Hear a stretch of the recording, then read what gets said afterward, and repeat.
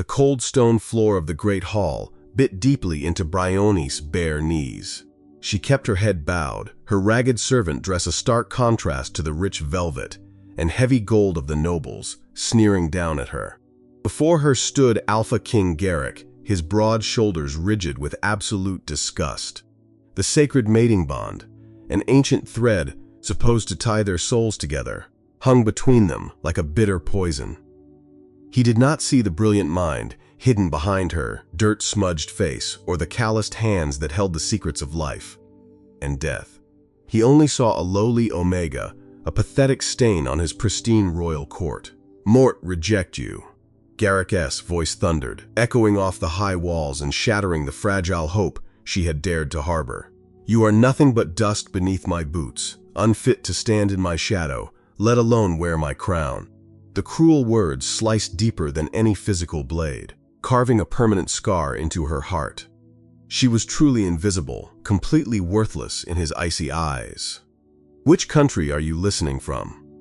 Please comment below. Moat want to know how far this story reaches. To be an Omega in the fortress of Oakhaven was to be a ghost. Briony moved through the damp torchlit corridors before the sun even dared to crest the horizon.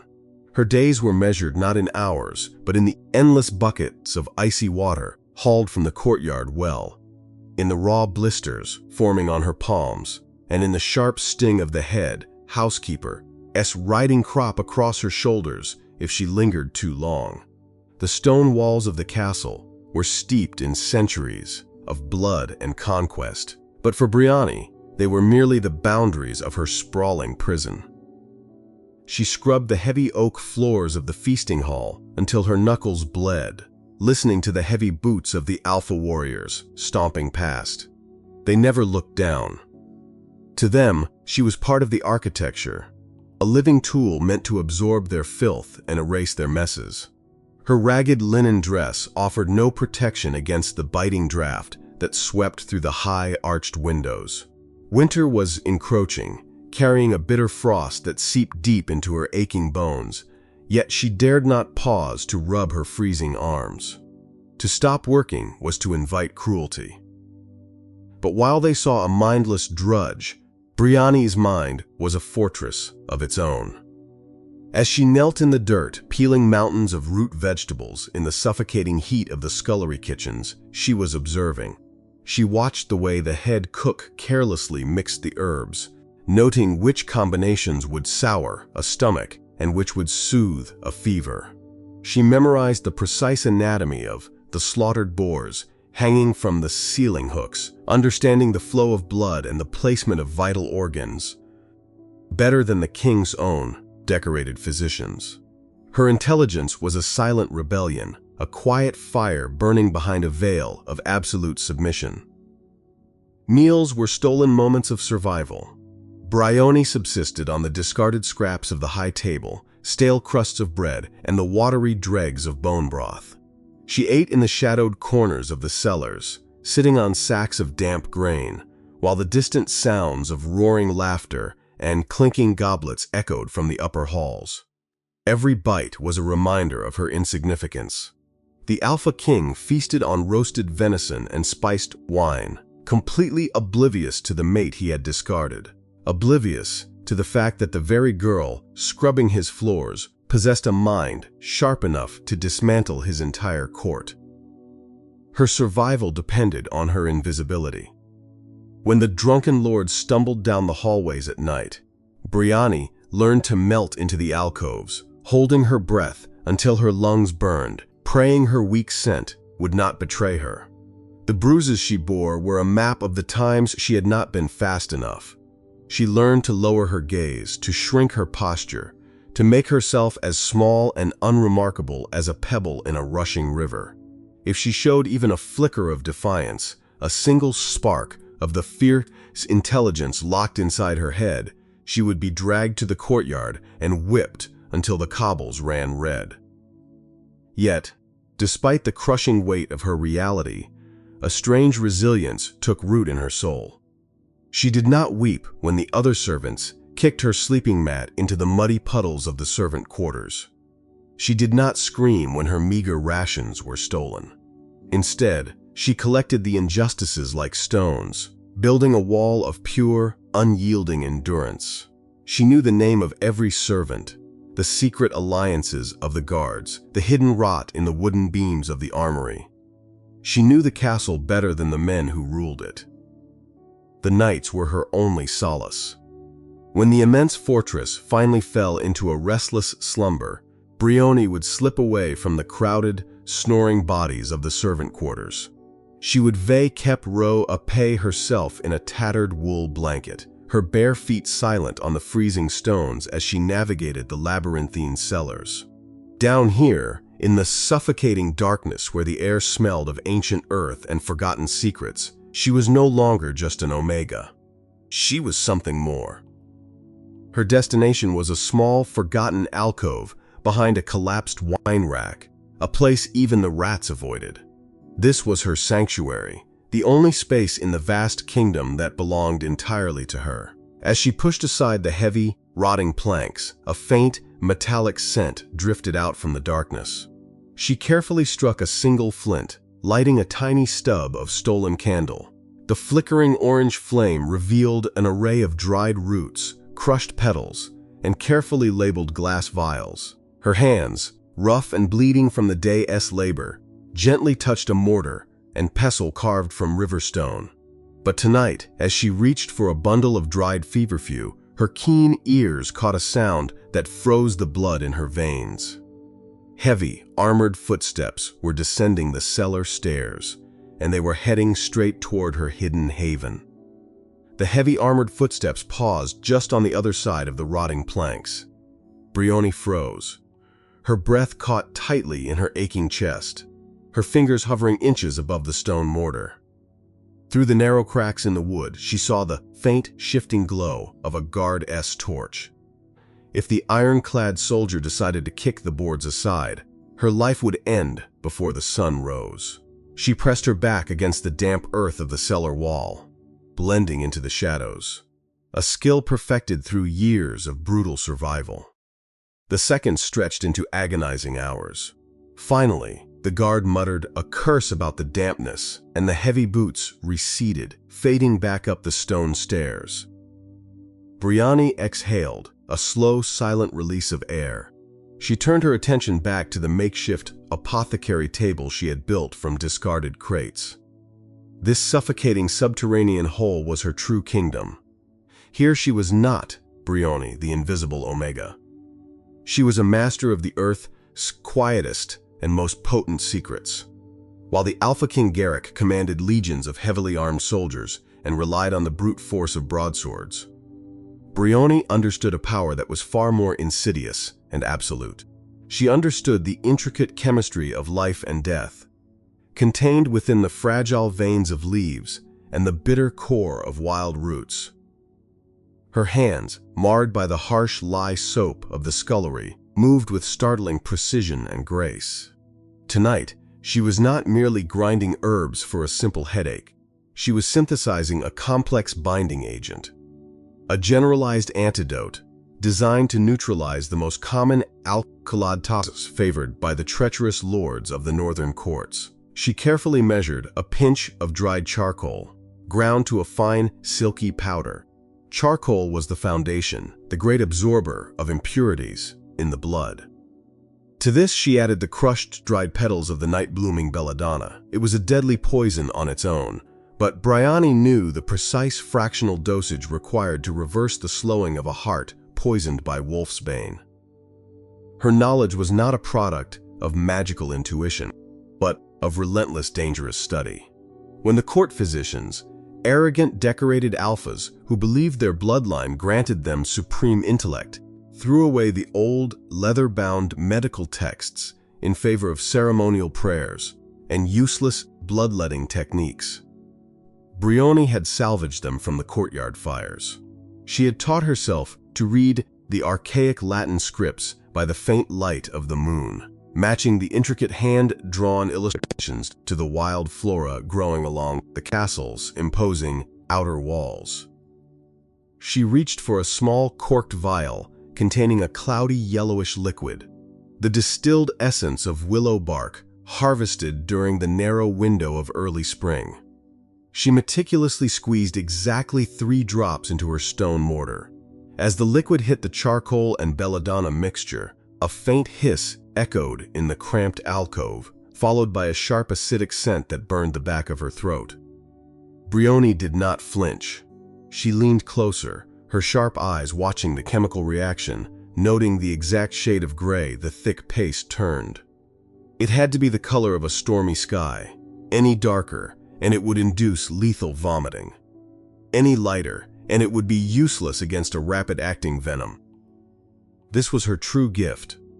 Not some mystical aura or divine blessing, but a rigorous, unyielding mastery of practical science. She knew that the venom of a brown recluse spider could be neutralized by a poultice of crushed plantain leaves and raw honey. An antiseptic marvel, she had discovered, after a fellow servant was bitten in the woodpile. She knew that the creeping paralysis caused by consuming tainted hemlock required the immediate ingestion of a strong emetic, followed by a continuous dosage of steeped licorice root to protect the delicate stomach lining from permanent ruin. As she stirred the gray paste, carefully transferring it into a hollowed-out bone vial, she thought of the heavily armored King Garrick. She had seen him earlier that week, training in the muddy courtyard, his massive battle axe cleaving through solid oak targets with terrifying ease. He was a creature of raw, devastating physical power, the absolute apex of the castle hierarchy. Yet, as Briony sealed her vial with a drop of melted wax, a cold clinical thought crossed her mind. All of Garrick's hardened muscle, all of his tactical genius on the battlefield, all of his roaring pride would be rendered utterly meaningless by a single microscopic drop of concentrated nightshade, slipped into his silver wine goblet. The sheer vulnerability of the powerful fascinated her. They built towering stone walls and forged impenetrable steel armor, yet they left their internal fortresses completely unguarded, dining blindly from plates, prepared by the very people they oppressed and beat. Briony slipped the bone vial into the hidden pocket of her ragged dress. She did not brew these complex antidotes out of a sense of loyalty or a naive desire to save the monsters who ruled over her. She brewed them because knowledge was the only true currency she possessed in this miserable world. It was a silent insurance policy, a hidden blade kept impeccably sharp in the dark. She blew out the tiny candle, plunging her sanctuary back into pitch blackness. Tomorrow she would scrub the mud and blood from Garrick's armor, but tonight in the quiet dark, she held the cure for the death he could not fight with a sword. Suddenly, a violent crashing sound from the kitchens above shattered the silence, followed by the terrifying familiar shout of the head housekeeper screaming her name.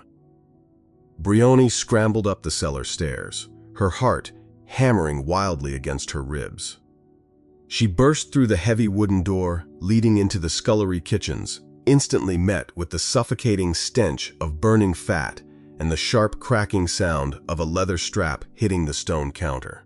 Madame Helga, the head housekeeper, stood furiously amid a pile of shattered clay plates, her face purple with rage.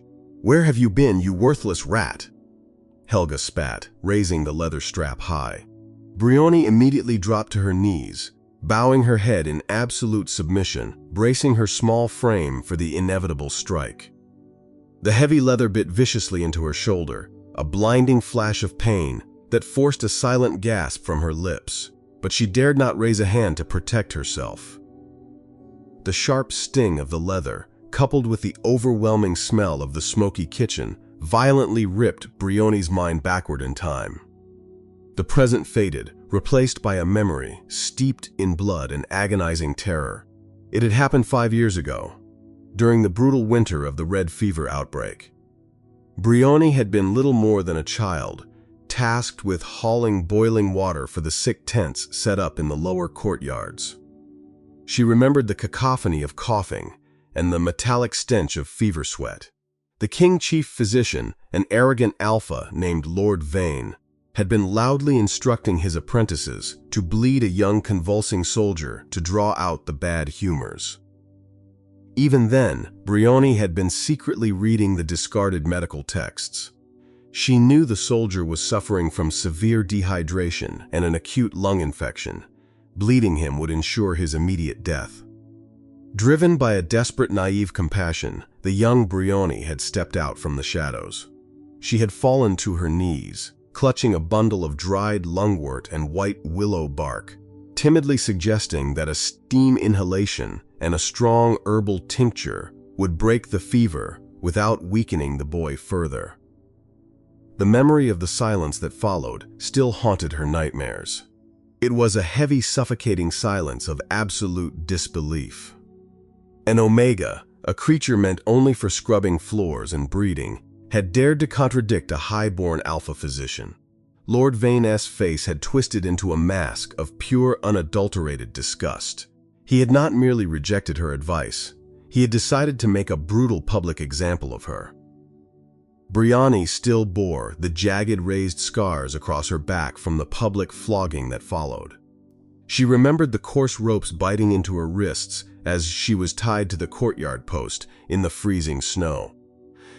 She remembered the mocking laughter of the guards and the cold, indifferent eyes of the nobles, watching from the high balconies. They whipped her, not just for speaking out of turn, but for the unforgivable crime of possessing an intellect that threatened their carefully constructed hierarchy. Every strike of the lash had hammered a singular, inescapable truth into her flesh. In this kingdom, an omega with a voice was a dead omega. Brilliance was a death sentence. That day, as her blood stained the white snow, something fundamental inside Briony had snapped. The naive, hopeful girl died, replaced by a hardened, cautious survivor. She learned to bury her medical genius behind a mask of dull-eyed stupidity.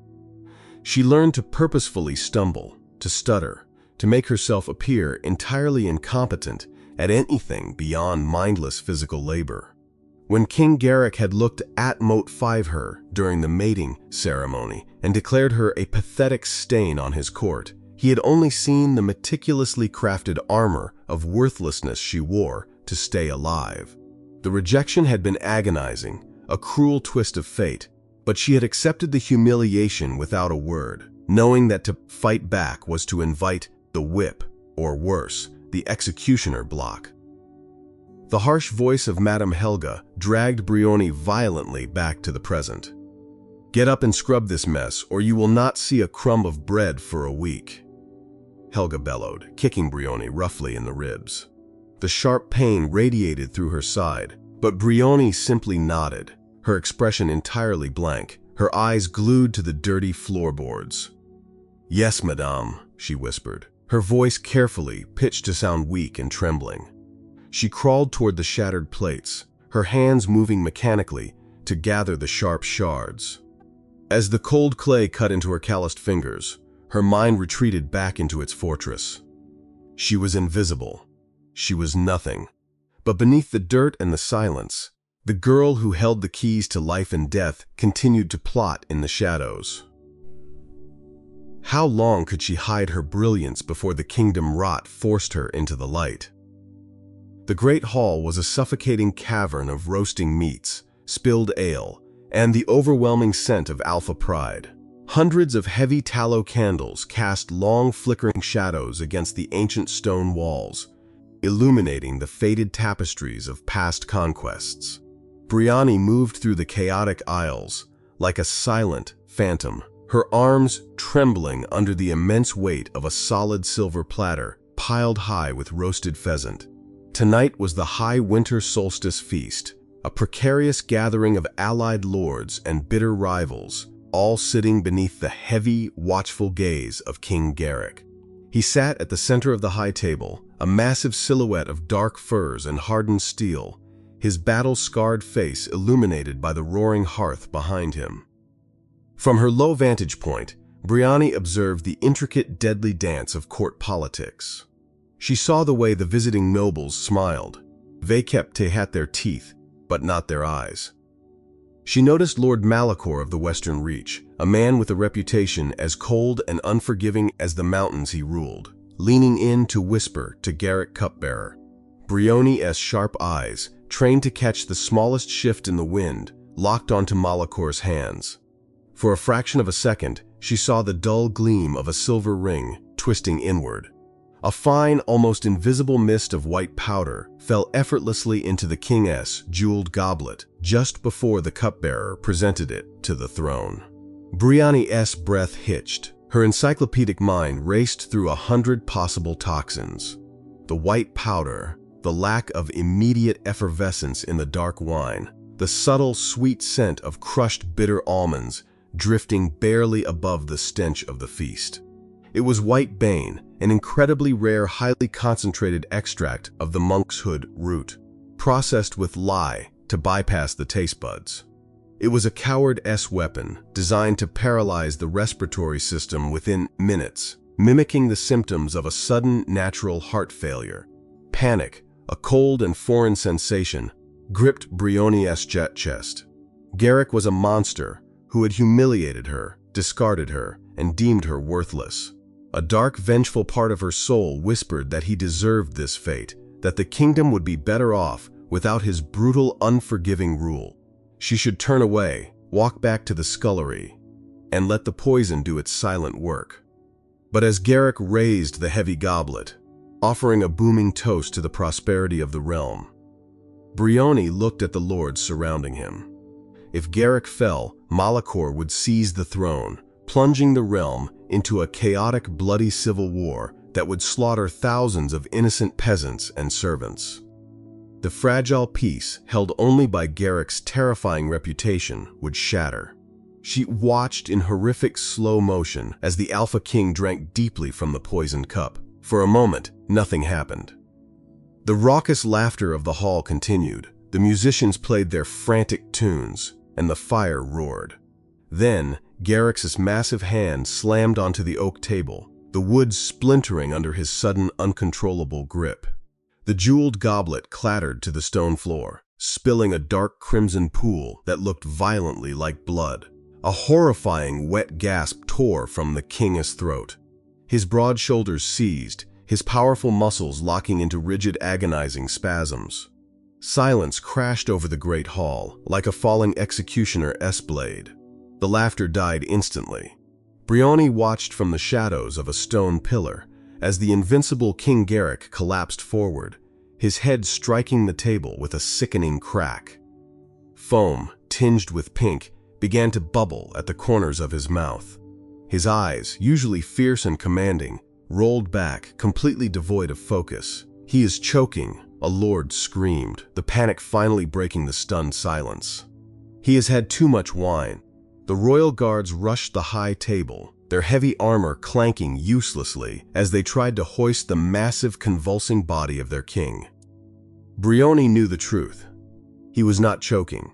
The white bane was already binding to his nervous system, shutting down his lungs, turning his own immense physical strength against him.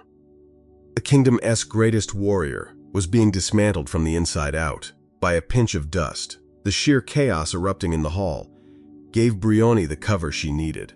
As the royal physicians pushed through the panicked crowd, shouting outdated and useless commands, Briony slipped quietly through the servant doors. She knew what the physicians would do, and she knew it would fail.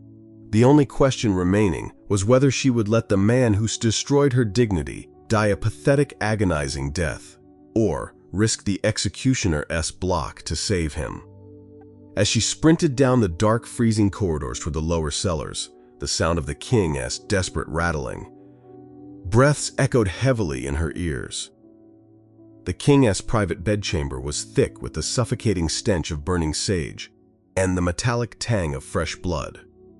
Briony knelt in the darkest corner of the vast room, frantically scrubbing the stone floor, where a basin of bloody water had been overturned. She had been dragged from the kitchens to help the other servants manage the gruesome mess created by the royal physicians. On the massive four-poster bed, King Garrick was fighting a losing battle against the white bane. His usually tanned skin had turned a horrifying shade of ashen gray, his chest heaving with shallow, agonizing jerks. Veins stood out against his neck like thick, dark cords, pulsing irregularly as the poison strangled his massive heart. Surrounding the bed were 3 of the highest-ranking court physicians, including the arrogant Lord Vane. They were a portrait of aristocratic incompetence. "He is possessed by a sudden imbalance of the dark humors," Vane declared loudly, wiping sweat from his brow. "The blood must be thinned to release the pressure on the lungs. Apply the leeches to his chest and open the veins on his left arm again." Briony's jaw clenched so tightly her teeth ached. She scrubbed the floor with vicious intensity, hiding the absolute fury burning in her eyes. Bleeding a man already suffering from acute respiratory failure caused by alkaloid poisoning was a death sentence. They were draining the very oxygen his struggling organs desperately needed to survive. She wanted to scream at them, to grab the ornate silver basins and smash them over Vane's arrogant head. She knew the exact chemical reaction happening in Garrick's bloodstream. She knew that without a strong, rapid administration of a charcoal and belladonna suspension to bind the toxins, the king's brain would starve of air within the hour. But the scars on her back, thick and raised, pulsed with a phantom pain, reminding her of the cost of speaking. She was Briony, the invisible Omega. To speak was to die. As a junior physician stepped forward with a cruel-looking silver blade to slice into the king's already scarred arm, a weak, frantic voice broke through the tension in the room. "Stop! You are killing him faster!" Every head snapped toward the door. Standing there, trembling violently and clutching a heavily bandaged arm, was Thomas, a lowly stable hand. The guards immediately moved to strike the boy down for his insolence, but Lord Malachor, who had been watching the scene with poorly concealed triumph from the corner, raised a hand. "Let the boy speak," Malachor sneered softly, his eyes gleaming with dark intent. What could a filthy stable hand possibly know of royal medicine? Thomas fell to his knees, his eyes wide with terror as he looked at the dying king. "The physicians do not know this poison, my lord," Thomas stammered, his voice cracking. "But mote have seen this sickness before.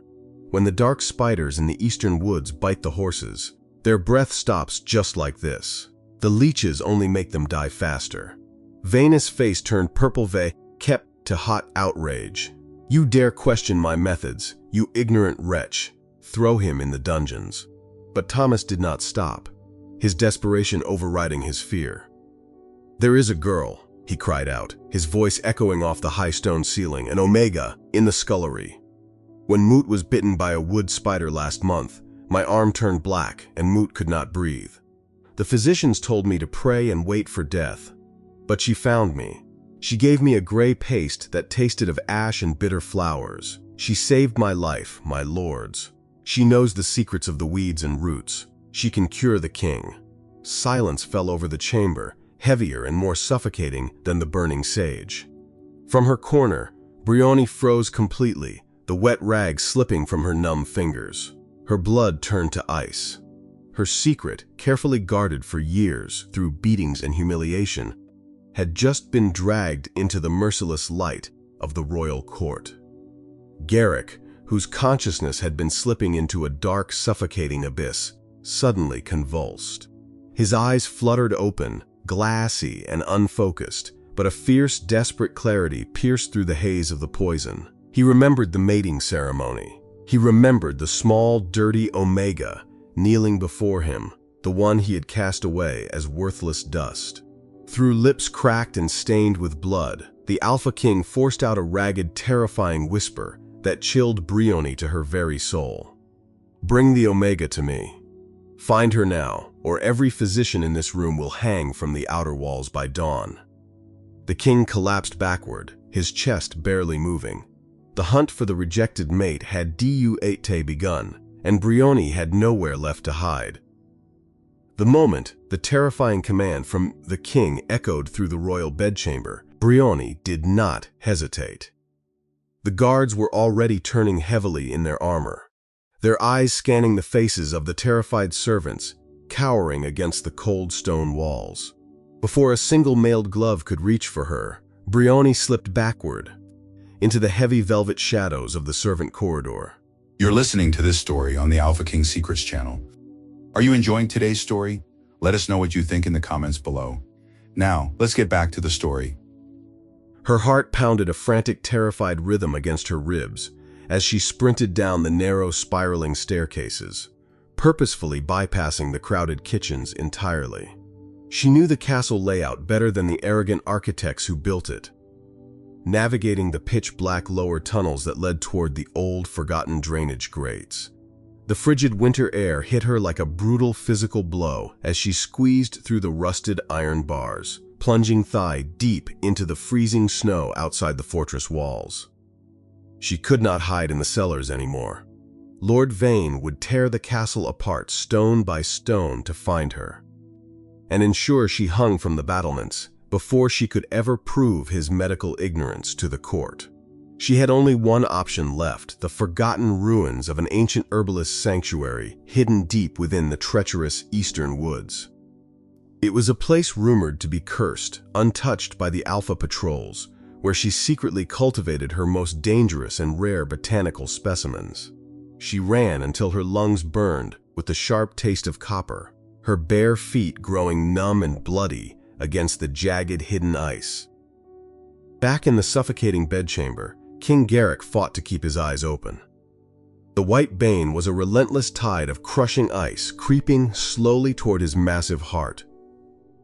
Through his fading, fractured vision, he saw Lord Malachor subtly signaling the guards positioned near the heavy oak doors. A chilling, horrific realization pierced through the thick fog of poison clouding Garrick's tactical mind. Malachor would eagerly volunteer his own loyal men to find the Omega, and they would quietly slaughter her in the freezing woods to ensure the king never received the cure. He was surrounded by vipers, drowning in a sea of treacherous ambition he had been too arrogant to notice. With a monstrous guttural roar that tore painfully at his paralyzed throat, Garrick threw off the heavy furs. The royal physician stumbled backward in sheer absolute terror as the dying king forced his massive muscular frame to stand. Sweat poured down his ashen gray face, his muscles screaming in agonizing rebellion. But sheer dominant alpha willpower refused to let him perish in a silk bed like a weak old man. "Saddle my warhorse," Garrick commanded, his voice a dark wet gravel that shook the room. He shoved Lord Vane aside, completely ignoring the dark blood dripping from his needlessly sliced arm. "Moat will hunt the Omega myself." Men who swore their lives to his specific bloodline rushed forward to desperately support his staggering weight. The brutal winter storm howled mercilessly as the small, desperate expedition rode out from the castle gates. Garrick clung to the heavy saddle horn, every agonizing, violent jolt of the horse sending fresh waves of paralyzing agony through his deteriorating nervous system. His vision blurred drastically, painting the snow-covered trees in terrifying muted shades of black and gray. Yet, the brutal physical pain ravaging his body was nothing compared to the psychological torment raging in his mind. He was King Garrick, the apex predator of the Northern Realms, the undisputed master of warfare and bloody conquest. And yet his survival now depended entirely on the mercy of the very creature he had publicly shattered and humiliated. He remembered the sacred mating ceremony, the way she had knelt so quietly in her dirty rags, the way he had cruelly cast her aside as a pathetic, worthless stain on his court. He had blindly thrown away a brilliant tactical mind because he was too obsessed kept by Tehat physical strength and noble bloodlines. The irony tasted far more bitter than the deadly poison destroying his veins. He had declared her worthless dust, and now he was dragging his dying body through the freezing wilderness, desperate to inhale that very dust just to keep breathing. The loyal guards tracked the small, bloody footprints leading deep into the dark heart of the cursed eastern woods. The wind whipped violently, erasing the frail trail almost as fast as they could follow it. The cold was entirely unnatural, a biting, vicious frost that seemed to penetrate straight into their armored souls. Garrick felt his iron grip finally begin to slip. The poison was winning the battle. His lungs spasmed violently, refusing to draw in the freezing necessary air. Just as the darkness threatened to swallow his consciousness completely, the dense thicket of frosted ancient pines broke open. Looming ahead, half swallowed by the deep snow and creeping dead ivy, were the crumbling stone arches of the forgotten sanctuary. A faint, warm orange gueux l'auve kep flickered from within the dark ruins, smelling faintly of burning wood and crushed bitter herbs. Garrick tried to command his horse forward, but his powerful body finally surrendered completely. He tumbled heavily from the massive warhorse, hitting the freezing snow with a heavy metallic crash that echoed in the silence. His guards shouted in sudden panic, but their distant voices sounded as though they were buried underwater. As Garrick lay paralyzed in the snow, his vision rapidly fading to pitch black, a small hooded silhouette appeared in the glowing archway, standing perfectly still as the hungry wolves began to howl in the distance. The agonizing freezing cold of the snow faded, slowly replaced by an intense suffocating wave of heat. Garrick slowly dragged his heavy eyelids open, his vision swimming through a thick, fragrant haze of medicinal smoke. He was no longer lying helpless in the freezing wilderness. He was resting comfortably on a thick bed of dry moss and heavy animal pelts inside the crumbling stone walls of the ancient sanctuary. The warm air was thick with the sharp, biting scent of boiling eucalyptus and crushed dried roots. As his eyes finally managed to focus, he saw her. Briony was standing near a roaring open fire, her back to him, grinding something relentlessly in a large, heavy stone mortar. She did not look anything like the terrified, invisible servant he had cruelly rejected in the great hall. In this wild, untamed place, illuminated brightly by the fiery orange glow of the hearth, she looked entirely like a sovereign queen of the forest. Bunches of incredibly rare flora hung from the ruined ceiling like strange organic chandeliers.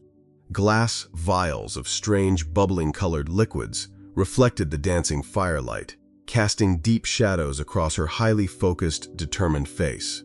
She moved with a frightening clinical precision, entirely unaffected by the dramatic presence of the dying Alpha King, lying, completely helpless on her floor.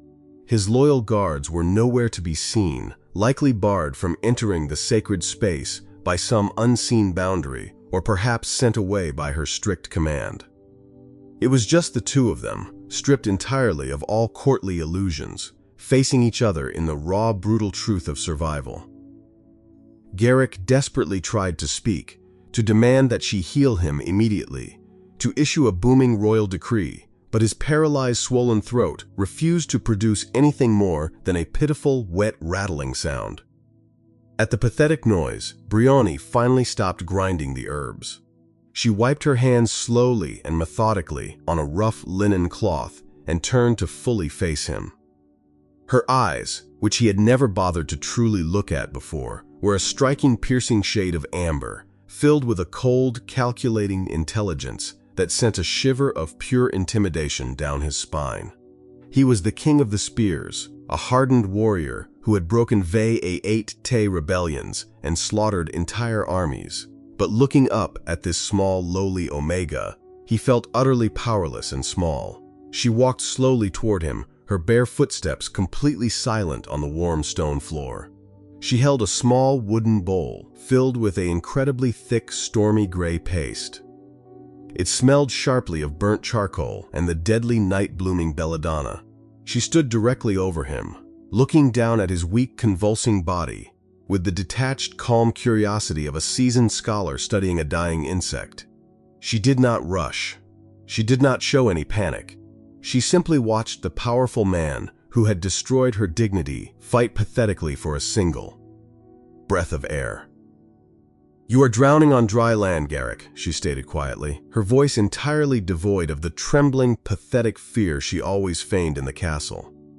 It was a remarkably smooth, commanding tone that demanded his absolute immediate attention. The white bane has already fully paralyzed your outer chest wall. In exactly 4 short minutes, it will reach your heart muscle, and your invincible legendary reign will end right here in a pathetic puddle of your own spit. Garrick's chest heaved in excruciating agony. He stared wildly at the wooden bowl in her steady hands, his eyes wide with desperate, silent pleading. He desperately needed it. He would gladly trade his golden crown, his vast armies, his entire kingdom for a single spoonful of that foul-smelling paste. But Briony made no sudden move to feed it to him. She crouched down slowly, bringing her face uncomfortably close to his, forcing him to look directly into her fierce eyes. "The great Alpha King," she whispered, the deep bitterness of 1,000 unpunished cruelties lacing her sharp words. "You loudly told the entire court, Moat was nothing but worthless dust beneath your boots. You said, Moat was completely unfit to even stand in your shadow. Yet here you are, bleeding silently in the dirt, entirely dependent on my specific knowledge to see another sunrise. Why should Mort save a cruel monster who would gladly see me whipped for simply existing?" Tears of sheer excruciating physical agony and sudden overwhelming psychological regret violently pricked the corners of Garrick's eyes. The massive arrogance of his ancient bloodline shattered into a million irreparable pieces in that exact moment.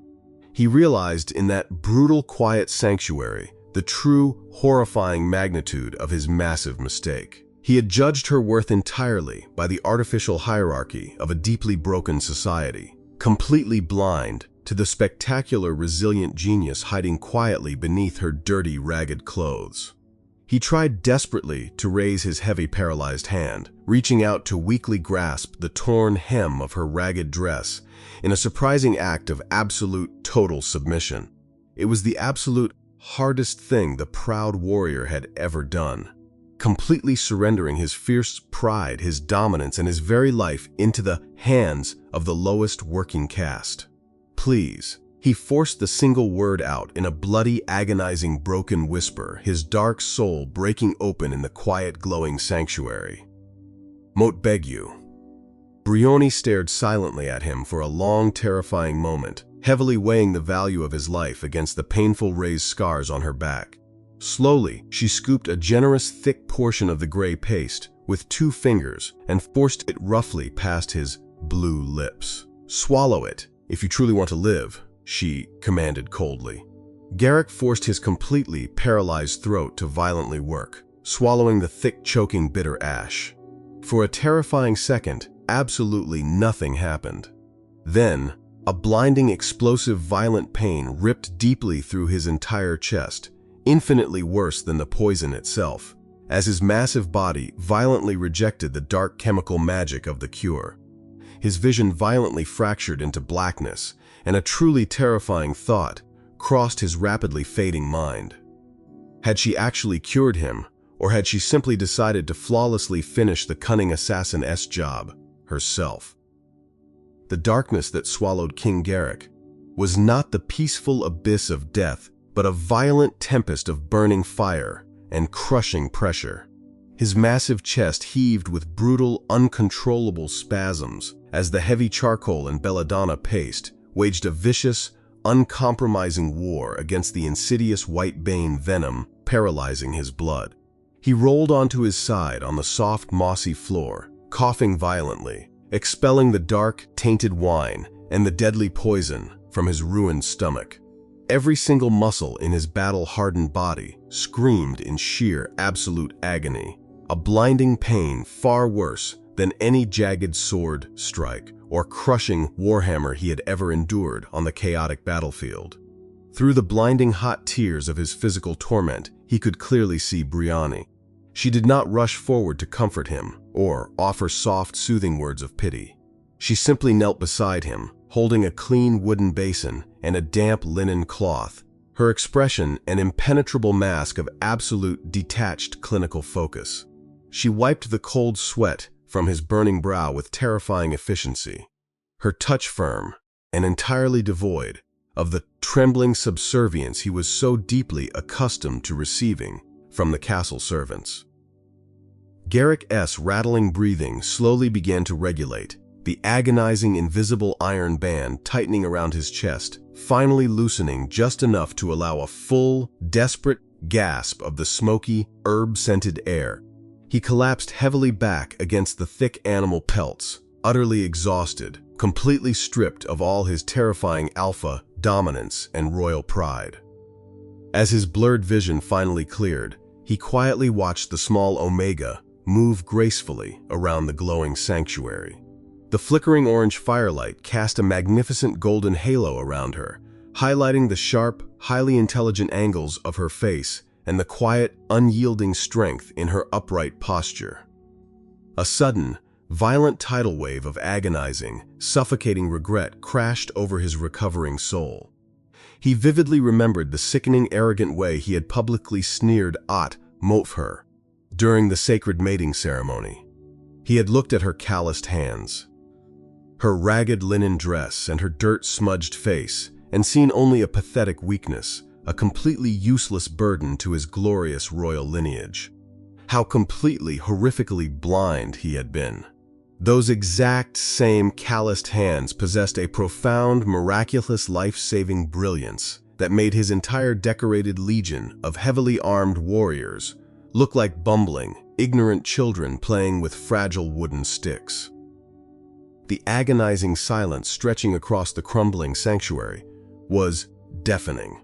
Garrick desperately wanted to speak, to offer her 1,000 empty, frantic apologies, to loudly swear upon the sacred bones of his ancestors that he would severely and violently punish the cruel men who had ever raised a whip against her. But the profound, choking shame blocking his raw throat was much thicker than the toxic poison he had just expelled. He was a proud king who built his entire reputation on his unwavering justice and his fierce, violent protection of the realm. Yet he had willingly allowed a brilliant, unparalleled medical mind to be brutally crushed and silenced right under his own roof. He had foolishly allowed the arrogant, dangerously incompetent Lord Vane to flourish in the high courts, while the true hidden savior of his kingdom scrounged for moldy bread crusts in the damp, freezing cellars. Briony approached him once again, carrying a steaming heavy clay mug filled with a pale yellowish liquid. "Drink this slowly," she commanded softly, her smooth voice echoing with absolute, undeniable authority. "It is a highly concentrated steep of white willow bark and dried meadowsweet to ease the severe, dangerous inflammation burning in your tortured veins. You will survive this brutal night, Garrick, but your legendary physical strength is entirely gone. You are as weak and fragile as spun glass right now." He obediently parted his cracked, bleeding lips, allowing her to carefully pour the bitter, hot medicinal liquid down his raw throat. He did not break eye contact for a single second. For the very first time in his entire violent, dominant life, the fierce king of the spears completely and utterly submitted. He looked deeply into her piercing amber eyes, silently and desperately begging for a forgiveness he absolutely knew he did not deserve. As she leaned over him, the torn collar of her ragged dress shifted slightly, and he saw the thick, jagged, raised scars marking her delicate shoulders. They were brutal, permanent reminders of the unforgiving cruelty of his court, physical evidence of the times she had been beaten simply for existing or daring to show her hidden intelligence. He had built a massive empire on blood and iron, yet this seemingly invisible Omega had quietly built an impenetrable fortress of absolute survival right beneath his heavy boots. She was not the weak, pathetic, cowering creature he had foolishly discarded in the Great Hall. She was a silent master of life, a brilliant queen of the untamed earth, and he was completely and entirely at her mercy. If she calmly decided to walk out into the howling winter storm right now and leave him to the starving wolves, he would have no choice but to accept his dark fate. But she did not leave. She pulled a heavy, warm woolen blanket over his violently shivering shoulders, her face completely unreadable, and emotionally distant. "Rest now, King of the Spears," she whispered coldly, slowly turning her back to him to tend to her boiling cauldrons. "Tomorrow, we must discuss the incredibly heavy price of your continued survival." The slow, agonizing realization of his massive, catastrophic mistake burned infinitely deeper than any physical wound, leaving him entirely exposed and deeply afraid in the silent, glowing dark. What impossible price would the rejected Omega demand for a life she held perfectly in the palm of her rough hands? The fierce winter storm raged relentlessly outside the crumbling stone walls of the ancient sanctuary for 3 long days, completely isolating them from the treacherous politics of the distant castle. In this quiet, glowing isolation, the strict, unforgiving hierarchy of the royal court completely dissolved into nothingness. There was no Alpha King commanding vast armies, and there was no lowly Omega scrubbing the dirty, scullery floors. There was only a severely weakened man fighting to repair his shattered body, and a fiercely intelligent woman holding the delicate threads of his life. Garrick's recovery was painfully slow and intensely humiliating for a warrior of his immense pride. The lethal whitebane poison had severely damaged his nervous system, leaving his massive, heavily muscled limbs trembling and weak. For the first 2 days, he could not even lift a simple wooden spoon to feed himself. It was Briony who patiently sat beside him, carefully feeding him warm, nutrient-rich broths made from boiled bone marrow and crushed wild garlic. He watched her every movement with a growing, profound fascination. He was completely captivated by the meticulous, rigorous science of her daily routines. She was not a mystic muttering useless prayers, but a brilliant scholar, constantly observing, measuring, and adjusting her complex treatments. He saw her carefully sliced the dark, rotting flesh around his minor scrapes, applying thick, foul-smelling poultices of raw honey and crushed yarrow to prevent deadly infections. When a sudden, terrifying fever spiked on the second night, threatening to boil his brain, she did not panic or call for bloodletting. She worked tirelessly, stripping him of his heavy furs and bathing his burning skin. With freezing snow water, infused with cooling peppermint, pressing her cool, capable hands against his chest until his violent tremors finally subsided. Her touch, which had once been entirely forbidden to him by his own cruel decree, now felt like the only real anchoring force in his entire fragile existence. Slowly, the thick, icy walls of bitter resentment separating them began to crack. In the quiet, lingering hours of the night, when the fire burned low and the wind howled outside, they began to speak. It started with hesitant, genuine questions from Garrick. He asked her about the strange, colorful plants hanging from the heavy wooden rafters, pointing to a bundle of dried purple flowers. "What is that one?" he asked, his voice still a raspy, weak whisper. Briony looked up from the heavy stone mortar she was grinding. "Foxglove," she answered quietly, her amber eyes reflecting the dim firelight. "In a large dose, it will completely stop a man's heart in minutes. But in a microscopic fraction, carefully extracted and diluted in pure alcohol, it can steady a failing heartbeat and bring a dying patient back from the brink of the abyss." It is all about the delicate balance, Garrick. The exact same root that kills can also cure, depending entirely on the hands that prepare it.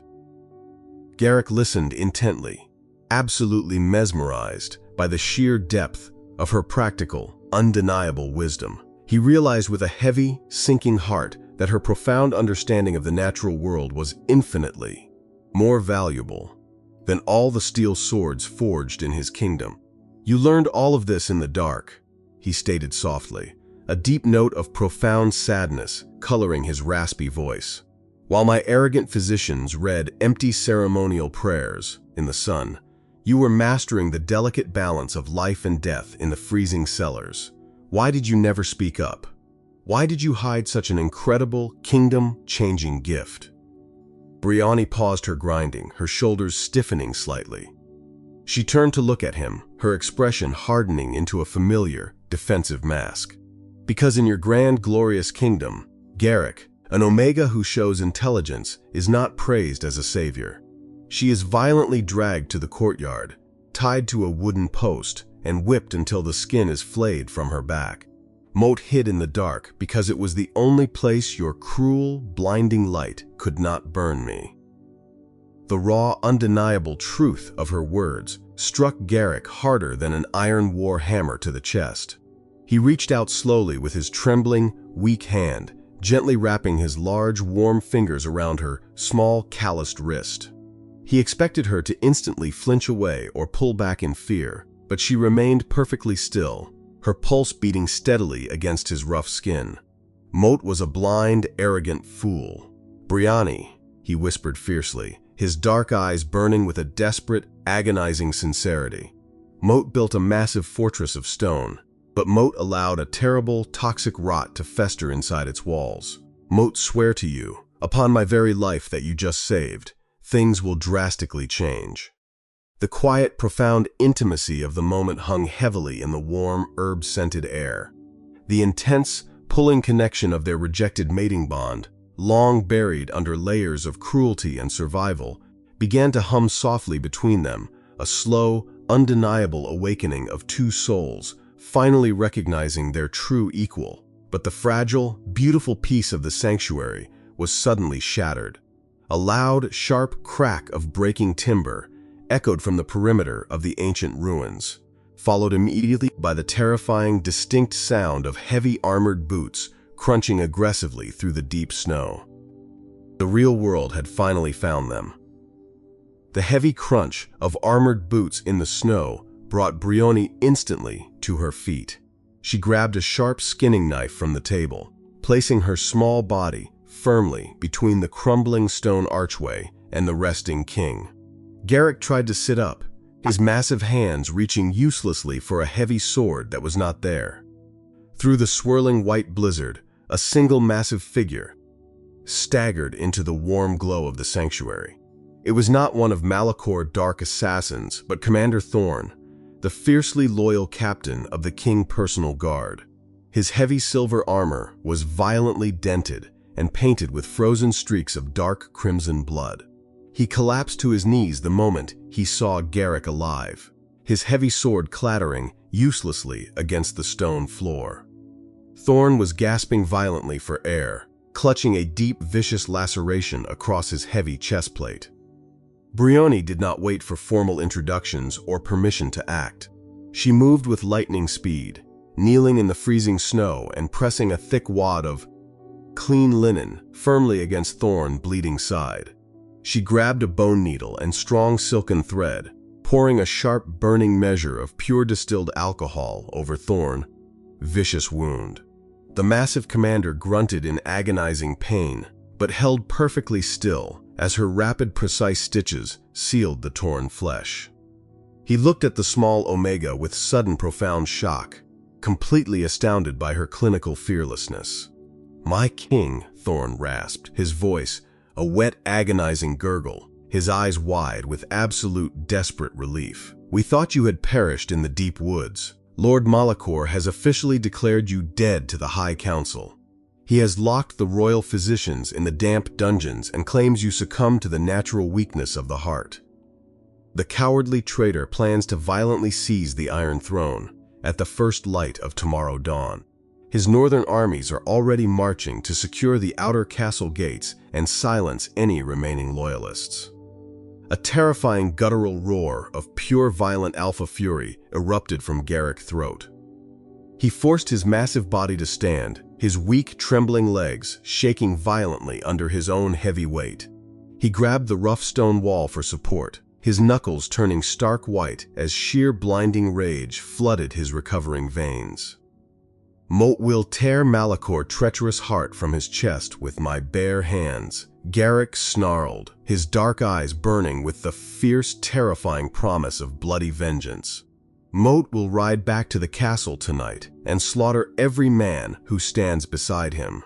But as he took a single aggressive step forward, his ruined nervous system betrayed him. His legs gave out completely, and he crashed heavily to the stone floor, his massive chest heaving with absolute exhausting defeat. He was a broken king, trapped in a ruined body, stripped entirely of the brute physical force he had relied on his entire violent life. Briony watched him fall, her amber eyes calculating the impossible odds with a cold, rigorous precision.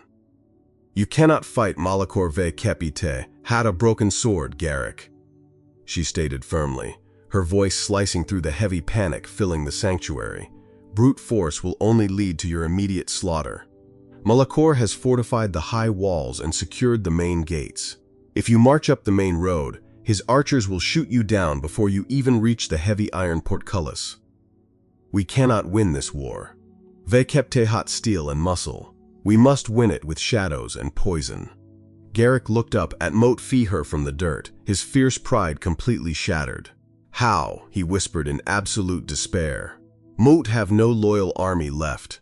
Moat cannot even lift my own battle axe. How do we reclaim a heavily fortified kingdom with a broken king and a single Omega?" Briony walked back to her apothecary table, her hands moving smoothly over the complex array of glass vials and dried deadly roots. "'Cause Mott know the castle better than the arrogant architects who built it," she answered, her voice radiating an incredibly powerful, undeniable authority. "They only see the grand halls and the high towers. Mott know the dark, forgotten tunnels, the collapsed ancient drainage grates, and the blind spots of the midnight guard rotations. Mott spent my entire miserable life hiding in those heavy shadows. Tomorrow, we will not attack the main gates like foolish, arrogant warriors.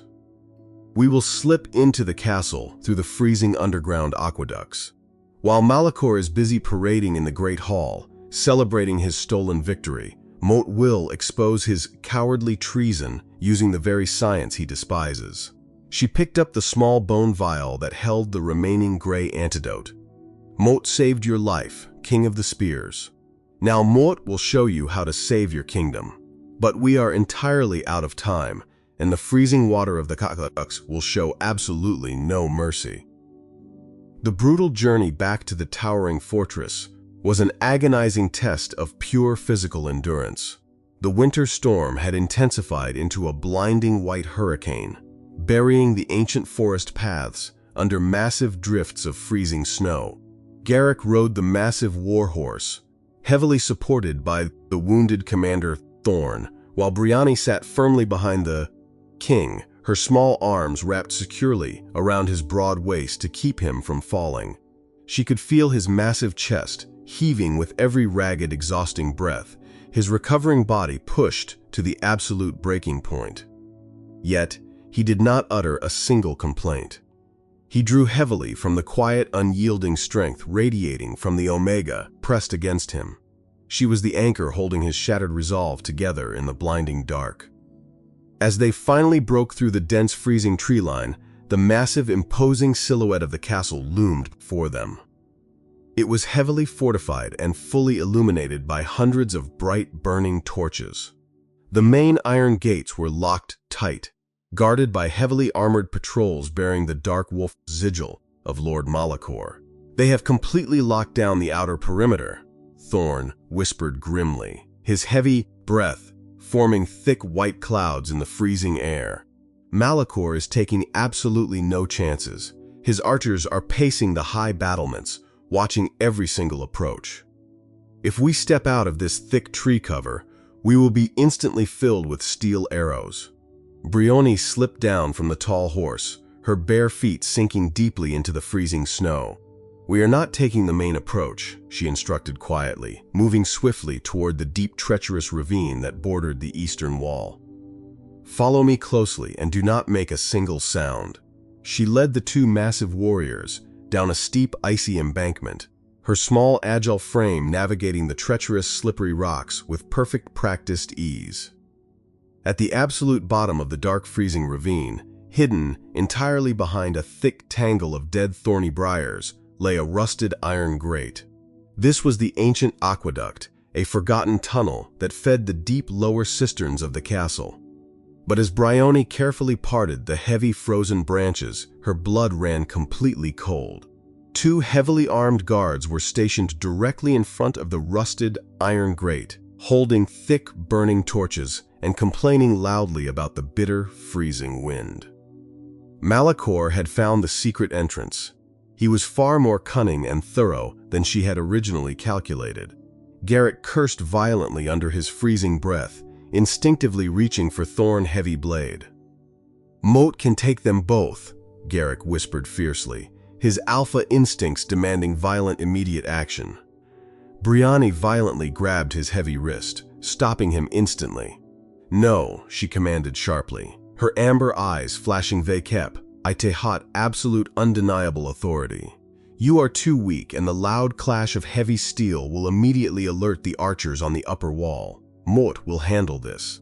Before Garrick could protest, Briony reached into the deep hidden pocket of her ragged dress. She pulled out a small hollowed reed and a tiny glass vial filled with a fine bright purple powder. It was dried sleeping poppy mixed with the incredibly potent pollen of the rare ghost orchid. She crept silently through the deep snow, moving with the terrifying, invisible grace of a hunting shadow.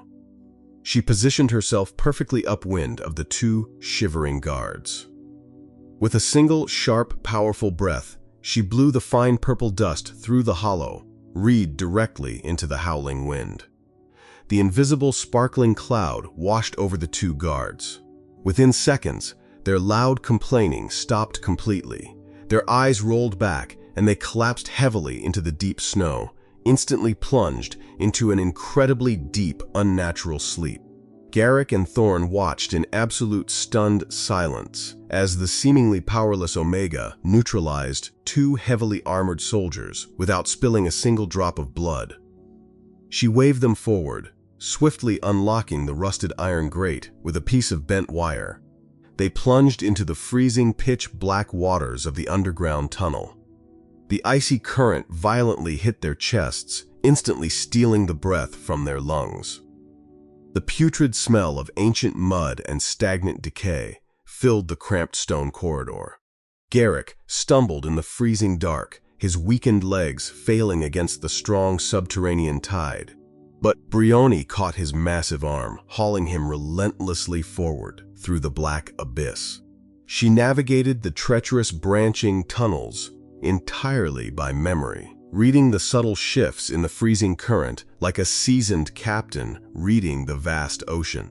But as they waded chest deep into the final suffocating darkness directly beneath the main courtyard, a terrifying, deafening roar echoed from deep within the heavy stone walls above them. The grand ceremonial bells were ringing violently. Dawn had arrived early, and Lord Malachor was officially claiming the Iron Throne. Will they reach the Great Hall before the heavy golden crown is permanently placed on the traitor head? The freezing subterranean water clung to Briony's tattered dress as she pushed open the heavy wooden trapdoor, hidden behind the grand altar of the Great Hall. The blinding morning light pouring through the high stained glass windows violently assaulted their eyes. The massive hall was packed with terrified nobles and hundreds of heavily armed guards bearing the Dark Wolf sigil. At the far end of the vast room stood Lord Malachor, draped entirely in Garrick heavy crimson royal velvet. The high priest of the court was slowly raising the heavy golden crown to place it upon the traitor head. Malachor wore a sickening smile of absolute triumphant arrogance. He had successfully stolen a massive kingdom with a single pinch of coward dust. Briony did not hesitate. She violently shoved the heavy tapestry aside and stepped out from the shadows, her bare bleeding feet slapping against the polished marble floor. Right behind her, leaning heavily on his massive rusted sword, walked King Garrick.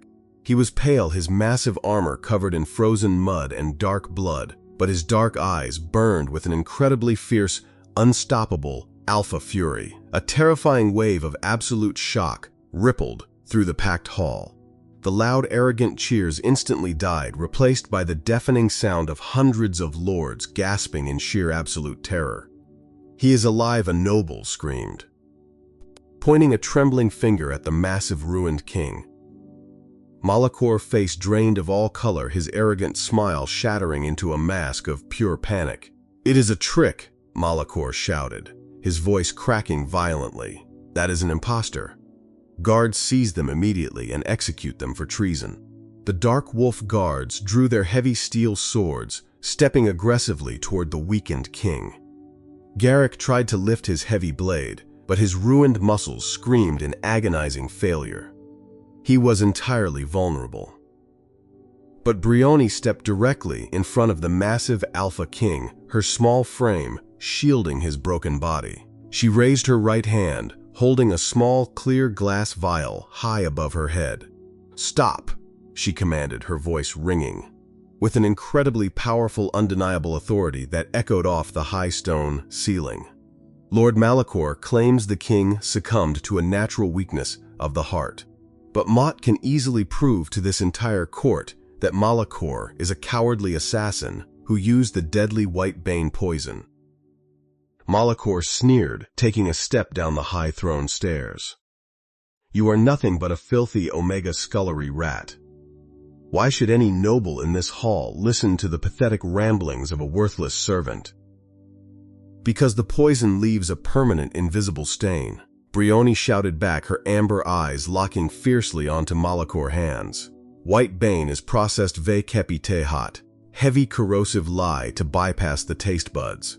It completely seeps into the microscopic pores of the skin and cannot be washed away by normal soap or water. It requires a specific chemical reactant to become visible." She threw the small glass vial violently onto the stone floor, directly at Malachor's boots.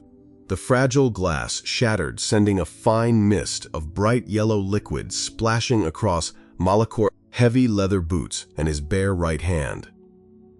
The chemical reaction was incredibly violent and absolutely instantaneous. The exact spots on Malachor's skin that had directly touched the deadly poison suddenly hissed and turned a terrifying glowing shade of bruised purple. The dark purple stain aggressively coated his right index finger and the heavy silver ring he had used to slip the poison into the king wine. The entire court gasped in sheer absolute horror as the undeniable, vivid proof of his treacherous assassination literally glowed on his own skin.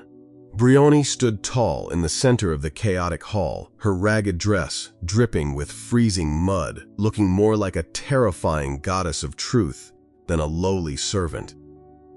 The great hall erupted into sheer absolute chaos. The undeniable glowing purple stain on Malachor's hand was a magnificent, brutal testimony of his absolute guilt. The High Lords, who had just seconds ago been cheering for his coronation, now backed away from him in terrifying disgust. Treason Commander Thorne bellowed, his booming voice cutting through the massive panic. He pointed his heavy bloody sword directly at the cowardly lord. "Seize the traitor immediately." The loyal guards who had been silently oppressed by Malachor, heavy-handed takeover, suddenly drew their own weapons, turning fiercely against the Dark Wolf soldiers. Malachor violently shoved the hot Agahat priest aside, frantically drawing his own heavy dagger. He was entirely cornered, his dark eyes darting desperately around the enclosed stone walls. "You cannot prove anything," he screamed, his voice dripping with pathetic, desperate venom. "It is a trick created by a filthy witch." He lunged recklessly down the high stairs, aiming his jagged blade directly at Briony's unprotected chest. He intended to slaughter the only witness who possessed the vast medical intelligence to entirely dismantle his stolen reign.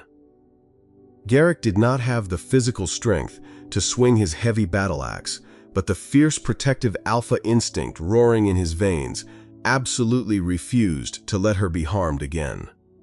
The king threw his massive armored body forward, violently shielding the small Omega.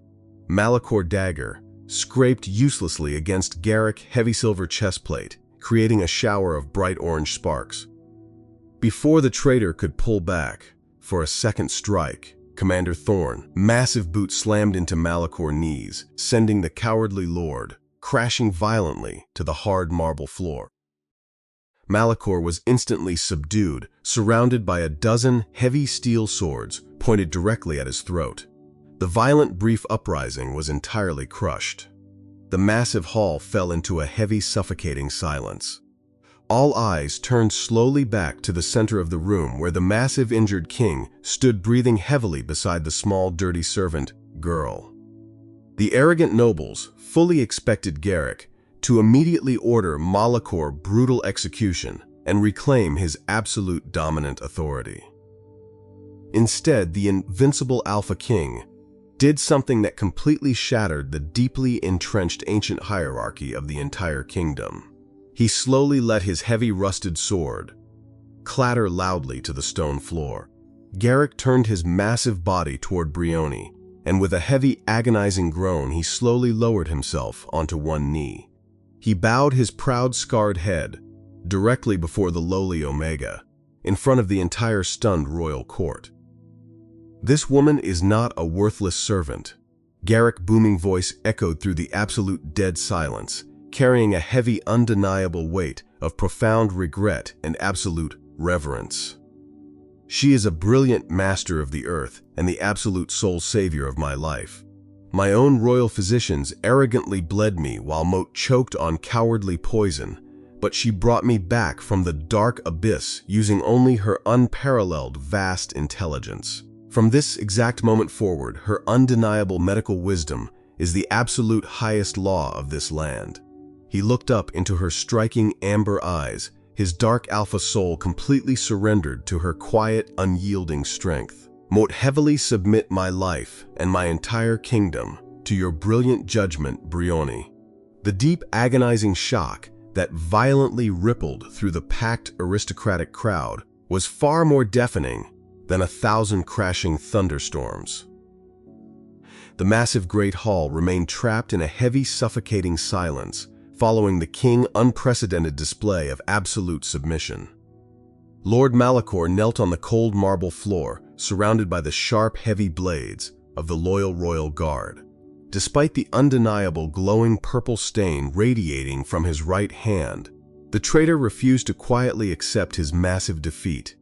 He spat viciously at the polished stone floor, his dark eyes burning with a pathetic, desperate arrogance. "You are all completely blind," Malachor shouted, his voice echoing violently off the high stone walls. "You bow to a filthy Omega scullery maid. She brewed that purple trick in her dark, damp cellars to steal the high throne. Moat am a high-born Alpha Lord of the Western Reach. I demand a trial by heavy combat, not the pathetic judgment of a worthless servant girl." King Garrick's massive jaw clenched in pure violent alpha fury, his massive hands twitching toward his heavy dropped sword, but Briony gently placed her small calloused hand on his broad armored shoulder. She stepped confidently past, the kneeling king moving directly toward the heavily guarded traitor. She did not raise her voice to a frantic, terrified scream.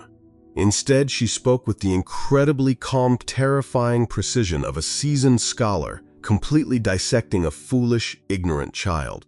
"You demand a trial by heavy combat because you have absolutely no intellectual defense left, Malachor." She stated, her incredibly smooth voice carrying perfectly to the furthest dark corners of the packed hall. "You despise my lowly Omega blood, yet you eagerly used a coward weapon because you lacked the absolute physical courage to face King Garrick with a drawn steel sword." Malachor sneered, his breathing heavy and erratic. "You know absolutely nothing of hat court warfare, you ignorant rat."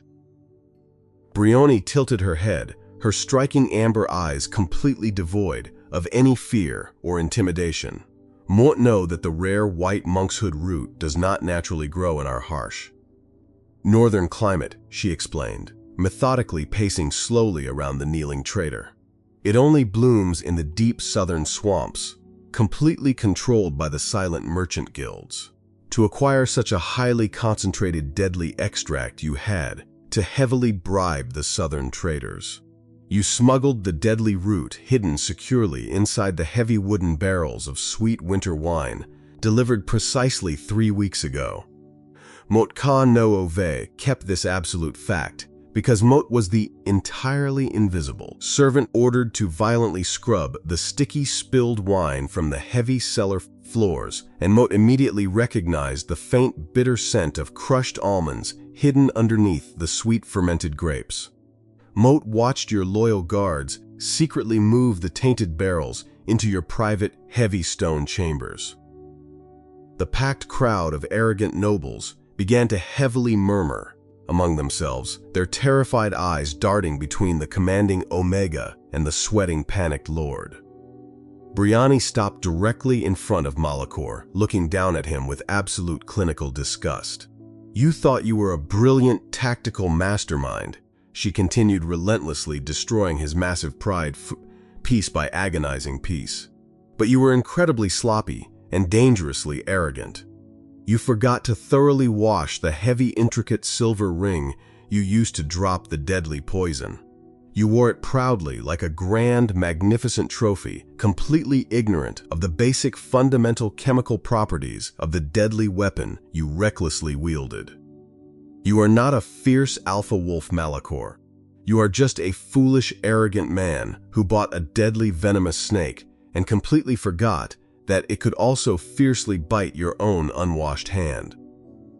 The undeniably logical, rigorous breakdown of his entire secret assassination plot completely shattered Malachor, remaining defiance. The arrogant High Lord slumped heavily forward, his massive shoulders trembling violently as the terrifying realization of his absolute catastrophic failure finally crushed his dark soul. The heavy, glowing purple stain on his hand felt like a burning physical branding iron of permanent public shame. He had been completely and utterly outsmarted, unmasked, and heavily humiliated in front of the entire shocked royal court by the very creature he considered to be completely worthless dirt. The wealthy high lords who had enthusiastically supported his treasonous, violent plot immediately turned their terrified backs on him, loudly demanding his brutal, swift execution to desperately save their own treacherous necks. Briony calmly turned away from the completely broken, sobbing man, her profound, vast practical intelligence having completely secured the high throne far better than any heavy steel army ever could. The heavy iron doors of the great hall slammed violently shut as the screaming Lord Malachor was violently dragged down into the freezing pitch-black dungeons. The massive chaotic uprising was completely over, but the profound historical shockwave of the incredible morning events still heavily vibrated through the cold ancient stone walls.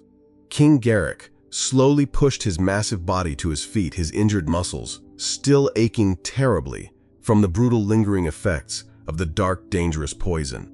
He completely ignored the frantic, terrified rushing of his arrogant royal physicians who desperately tried to offer their incredibly useless medical assistance.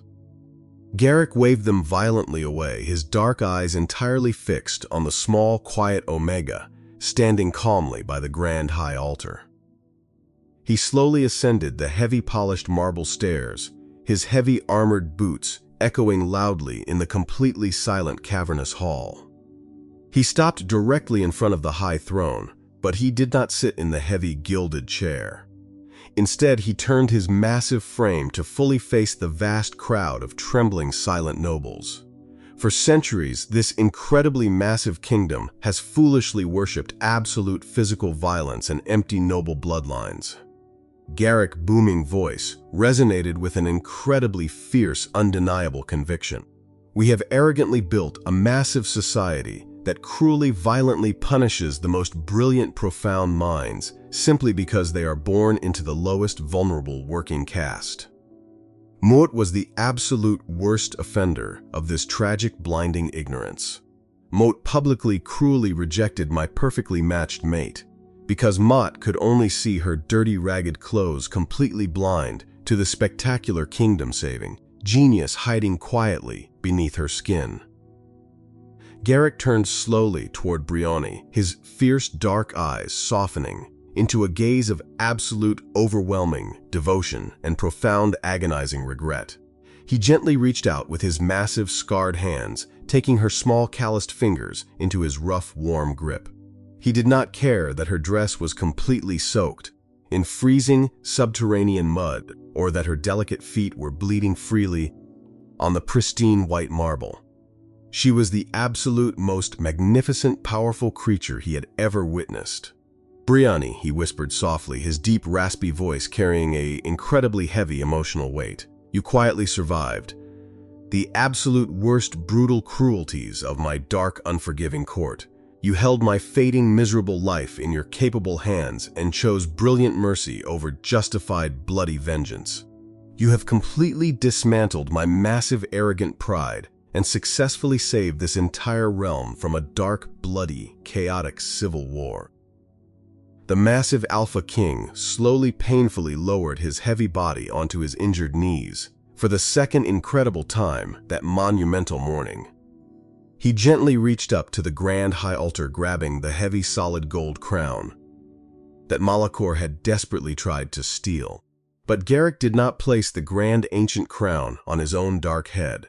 With incredibly trembling, careful hands, he slowly lifted the heavy golden circle and gently placed it firmly upon Briony's messy, mud-streaked hair. The heavy, cold metal felt incredibly strange against her bruised forehead, but the profound, heavy meaning behind the monumental gesture violently shook the very deep foundation of the ancient medieval world.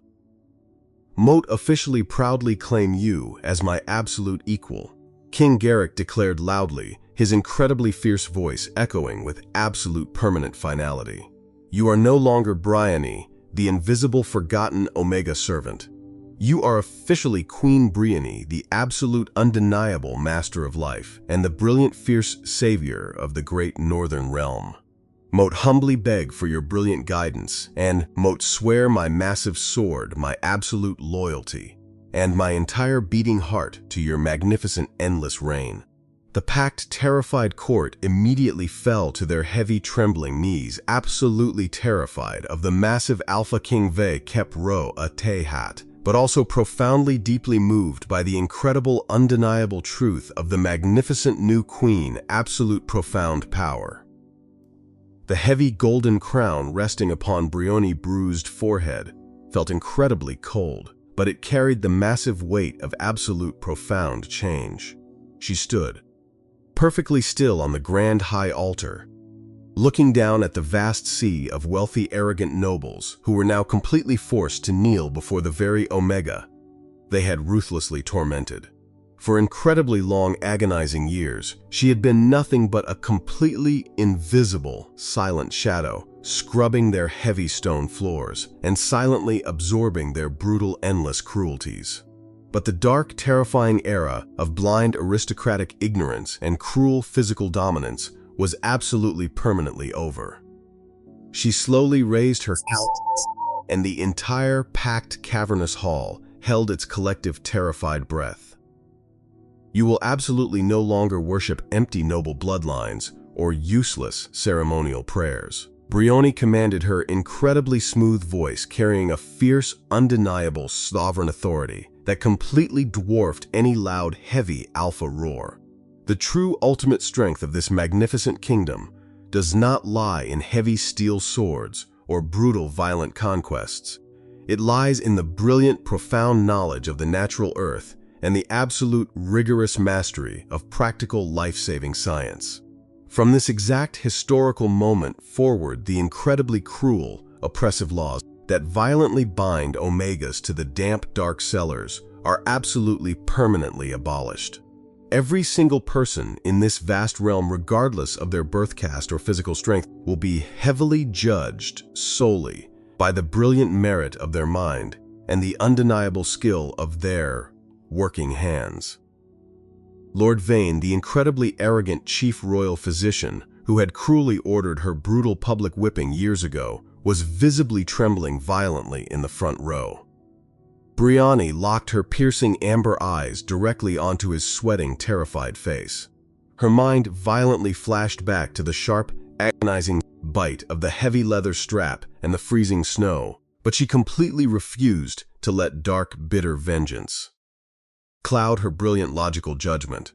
"Lord Vane," she stated coldly, her absolute clinical detachment cutting far deeper than any heavy steel blade, "you are immediately permanently stripped of your high royal title and your heavy golden physician robes. Your massive dangerous ignorance nearly cost this entire kingdom its massive Alpha King. You will instantly vacate the Grand High Royal Hospital, and you will spend the rest of your miserable life scrubbing the deep freezing lower scullery floors so you can finally truly learn the profound, agonizing value of hard physical invisible labor. Garrick's massive injured body stood completely perfectly rigid beside her, his dark, fierce eyes radiating an incredible, profound, overwhelming pride, as he silently watched his magnificent queen completely dismantle the toxic, rotten foundation of his ancient court. He heavily placed his large, warm hand softly against her lower back, offering his absolute, silent, terrifying military support to her revolutionary, kingdom-changing decrees. The arrogant lords quickly bowed their heads lower, completely accepting their bold new reality. Mote officially decree the immediate massive construction of the Grand Royal Sanctuary of Botanical Medicine. Briony continued, her beautiful, fierce voice echoing with absolute, bright, limitless hope. It will be built directly over the crumbling ancient ruins in the deep eastern woods where Mote once hid my secret, brilliant work. It will be a massive, open academy of rigorous practical science and advanced anatomical study. Any bright, capable mind, whether they are a wealthy, high-born alpha or a lowly, ragged omega, will be freely allowed to intensively study the incredibly delicate, complex balance of medicinal herbs and advanced surgical healing. We will absolutely no longer violently burn our most brilliant minds in the freezing dark. We will proudly, openly cultivate them in the bright, warm light to rapidly heal this violently broken world. The magnificent dawn of an incredibly bright new scientific era had finally permanently arrived. 5 incredibly prosperous, peaceful years completely transformed the massive, ancient northern fortress. The heavy, oppressive dark shadows that once heavily suffocated the damp stone corridors were completely erased by the bright, warm light of undeniable, vast scientific progress. The Grand Royal Sanctuary of Botanical Medicine now stood proudly in the deep eastern woods, its massive, beautiful glass greenhouses overflowing vekepatahat, rare exotic healing plants, and incredibly complex medicinal roots.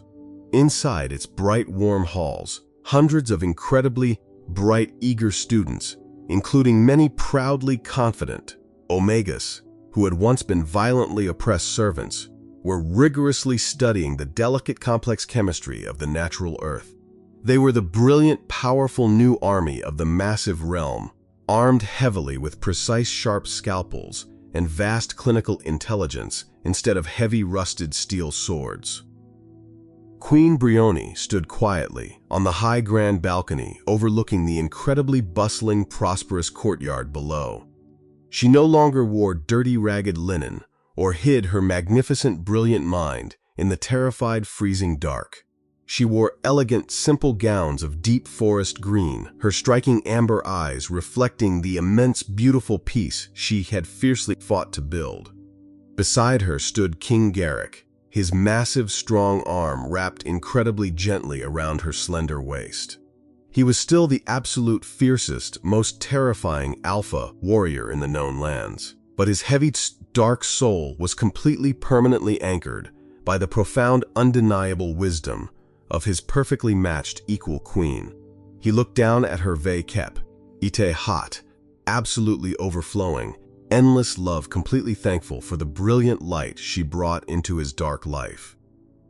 In Briony gentle vekep aromo arms rested their perfectly healthy newborn heir, a tiny beautiful child who would incredibly miraculously inherit both Garrick's massive terrifying physical strength and Briony unparalleled vast intellectual genius.